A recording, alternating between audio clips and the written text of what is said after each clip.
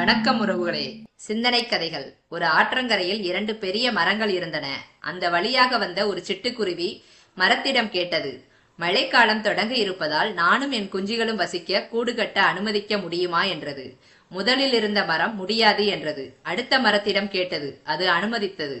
குருவி கூடு கட்டி சந்தோஷமாக வாழ்ந்து கொண்டிருந்த நேரம். அன்று பலத்த மழை. ஆற்றில் வெள்ளம் வந்து முதல் மரத்தை அடித்துச் சென்றது. தண்ணீரில் இழுத்துச் செல்லும் பொழுது குருவி சிரித்துக் கொண்டே சொன்னது, எனக்கு வசிக்க கூடு கட்ட இடமில்லை என்று சொன்னதால் இப்போது தண்ணீரில் அடித்துச் செல்லப்படுகிறாய் என்றது. அதற்கு அந்த மரம் கூறிய பதில், எனக்கு தெரியும், நான் வலுவிழந்து விட்டேன்.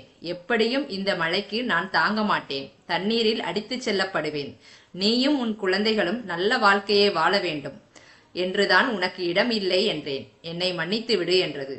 உங்களை யாராவது நிராகரித்தால் அவர்களை தவறாக நினைக்காதீர்கள். நன்றி.